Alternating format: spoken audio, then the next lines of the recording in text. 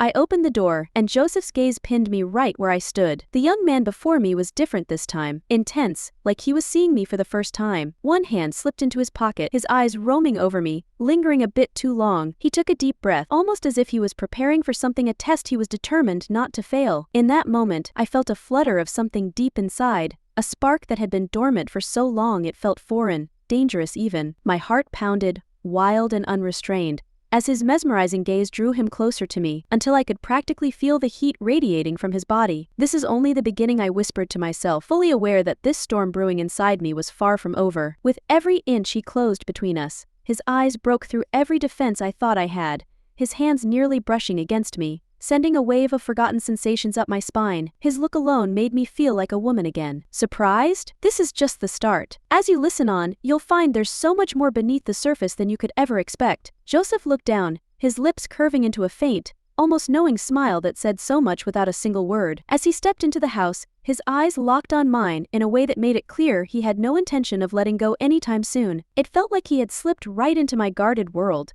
pulling me into a rhythm that was all his own. That undeniable thrill, that rebellious feeling that gripped me in his presence, was impossible to ignore. I closed the door behind him, leaning against it for a moment to steady myself, but the silence between us was thick, almost tangible, stretching across the room in a way that felt electric. His gaze never wavered as he took a few steps closer, each one making my pulse quicken, my breath catch. "Are you all right, Mrs. Lane?" he asked, but there was a playfulness in his voice, a challenge hidden beneath his polite tone. "Yes, I'm fine," I managed to say, but my voice betrayed me, coming out shakier than I had intended. I turned my back to him, pretending to fix the flowers on the table, hoping he wouldn't notice how his presence alone could unravel me. Yet, I could feel him getting closer, his footsteps soft but deliberate, until he was standing so near I could feel his breath just behind me. There was a pause, a delicate moment hanging in the air, where neither of us dared to move.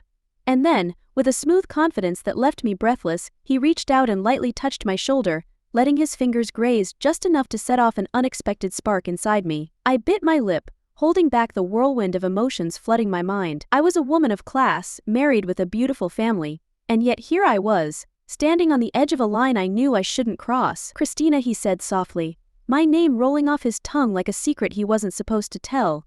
I turned slowly, meeting those piercing eyes that seemed to see right through me, and my defenses faltered. He was just a young man, my son's friend, a relationship that should have been simple and straightforward, but there was nothing simple about the tension that bound us together in that moment. "You look different today," he whispered, his voice barely above a murmur. I couldn't tell if he was truly mesmerized or playing a dangerous game, but whatever it was, I couldn't pull myself away. That undeniable attraction, the feeling of being seen, not just looked at, it was all too consuming, pulling me in like a current I couldn't escape. The rational side of me screamed to stop this, to walk away. But then, his hand brushed against mine, an innocent enough gesture, but it sent a thrill through me that I hadn't felt in years. I took a step back, searching for my footing, struggling to regain my composure. But even as I did, his presence lingered, his warmth soaking into every inch of the space between us. "You know, it's funny," he said, leaning just a bit closer. "I used to think you were untouchable, but here you are, just, you." He looked at me, his gaze softening,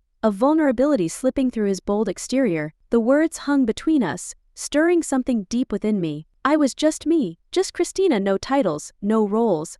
And in that moment, that small, stolen moment, I allowed myself to imagine what it would be like to be seen as a woman, not just as a wife or a mother, a woman with desires, with her own hidden world waiting to be explored. But I shook off the thought, fighting against the pull he seemed to have over me. "Joseph," I finally said, my voice barely steady, "I think it's time for you to go." The words came out harsher than I'd intended, but I needed to put a wall back up, to draw the line again. He paused, his expression faltering for just a moment, but then he nodded, his lips curving into a faint smile that left me questioning everything. "Of course, Mrs. Lane," he said, his tone respectful, but his eyes still holding that unspoken challenge. "But I have a feeling this isn't over." I watched as he walked out, each step leaving an imprint on my mind, until the door clicked shut behind him, snapping me back to reality. I took a deep breath, trying to shake off the feelings he'd stirred up, but the remnants of his touch lingered, a reminder of the forbidden thrill I'd felt. And as I stood there, in the stillness of my own home, one thought kept echoing in my mind,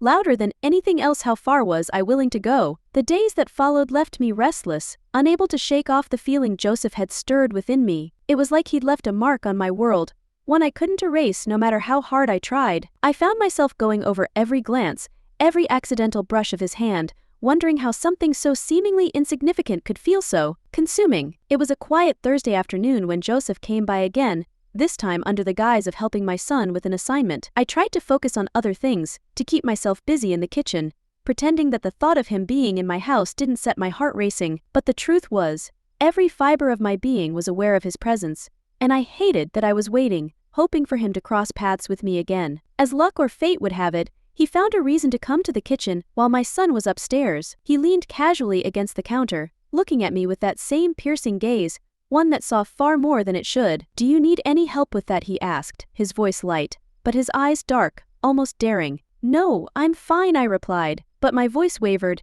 and I could see the hint of a smile forming at the corner of his lips. He moved a little closer, his presence filling the room in a way that left me breathless. "Christina," he murmured, his voice low, "you know, you don't have to keep pretending." Pretending, I managed to say, though it felt like every word was fighting its way out. "That there isn't something between us." His gaze never wavered, his confidence unwavering as he closed the last inch between us. I should have pulled away. Every rational thought screamed at me to take a step back, to remind myself of the boundaries that we couldn't cross. But instead, I found myself frozen, my heart racing as his hand brushed mine, lingering for a second too long, sending an undeniable spark through me. "It's not right," I whispered, but the conviction in my voice was weak, the words falling flat against the intensity in his eyes. He tilted his head, a playful smile dancing on his lips. "Isn't it?" His hand shifted, the touch now deliberate, sending a shiver up my arm. "Maybe right and wrong aren't so black and white, Christina. Maybe they're just lines we draw to feel safe." His words hung in the air, echoing the thoughts I'd tried so hard to bury. It was as if he'd unlocked something within me, a part of myself I hadn't acknowledged in years. I looked at him, really looked at him, and for the first time, I allowed myself to see him not as my son's friend, not as a young man passing through, but as someone who had ignited a fire I couldn't ignore. I took a step back, feeling the counter press against my spine as I tried to gather my thoughts, but he moved with me, never breaking eye contact, his presence an unrelenting force. The words I wanted to say, the boundaries I wanted to set, all dissolved in that moment, leaving me with nothing but the raw, undeniable pull between us. "Josef, this isn't a good idea," I said, my voice a mere whisper. "But it feels right, doesn't it?" he countered, his voice soft but filled with an intensity that left me trembling. I couldn't answer. The truth was, everything about this felt wrong, yet in the same breath, it felt like the most natural thing in the world. He reached out, his hand grazing my cheek, and the warmth of his touch sent a shiver down my spine. I closed my eyes, torn between every instinct I had to stop this and the overwhelming desire to just let go. Just once. He leaned in, his breath warm against my skin, and in that suspended moment, all logic faded away.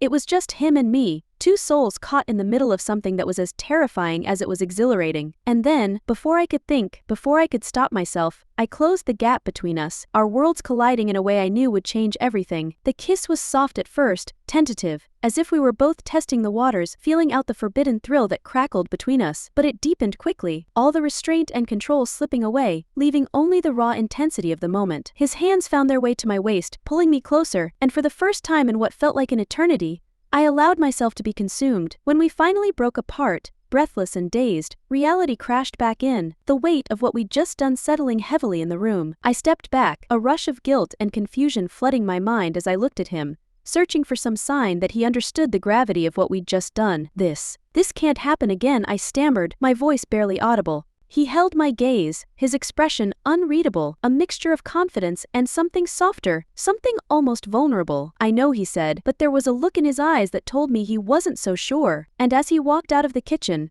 leaving me alone with my tangled emotions, I couldn't shake the feeling that this was far from over. The days that followed were a whirlwind of emotions. I tried to resume my life, burying myself in the roles I'd known for so long: the devoted wife, the doting mother, the graceful hostess. But beneath the surface, a part of me was reeling, tangled in the forbidden thrill of what had happened with Josef. It was as if he had stirred something I couldn't put back, like trying to capture smoke with bare hands. Every time I saw my husband, guilt gnawed at me, a constant reminder of how far I'd strayed. I wanted to forget, to erase every second of that afternoon in the kitchen, but the memory lingered, its vividness refusing to fade, as if it was seared into my mind. Josef, meanwhile, seemed almost untouched, going about his life with an ease that made me question if it had meant anything to him at all, or maybe he was just better at hiding it. Whenever he came by to see my son, there was an unspoken understanding between us, a silence that said more than words ever could. We were two people carrying a secret too heavy to ignore, yet too dangerous to acknowledge. One quiet evening, as I sat alone with my thoughts, Josef came by. I hadn't been expecting him, and my heart leapt into my throat at the sight of him standing there,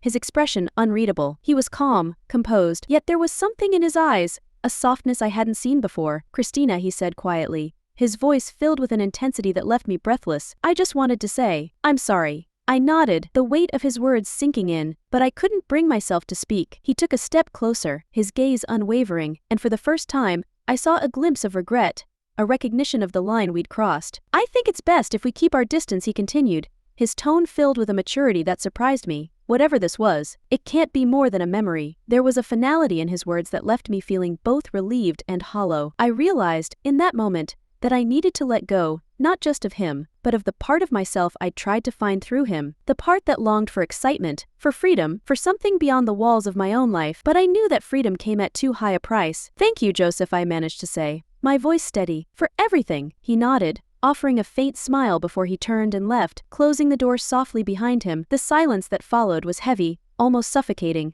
but there was a strange sense of peace beneath it, a clarity that had been absent for so long. I took a deep breath, looking around my home, the place where I belonged, the life I had built. It wasn't perfect, but it was mine. And as I stood there, I felt the weight of my choices settle, a reminder that sometimes, the hardest thing to do is to stay, to find contentment in the ordinary, to rediscover yourself within the life you already have. In the days that followed, I poured myself back into my marriage, determined to nurture what I had almost lost. I found small moments of joy, of connection, and I realized that sometimes, the most extraordinary thing isn't chasing something new, it's appreciating what you have and choosing it, day after day. The memory of Josef became just that, a memory, a reminder of a chapter one chose to close. Life moved forward, slowly, steadily, and with each passing day, the thrill of that forbidden moment faded, replaced by the quiet contentment of a life lived with intention. And as I moved on, I found a sense of peace, a deep understanding that happiness wasn't always about what was missing, but about finding wholeness in what was already there.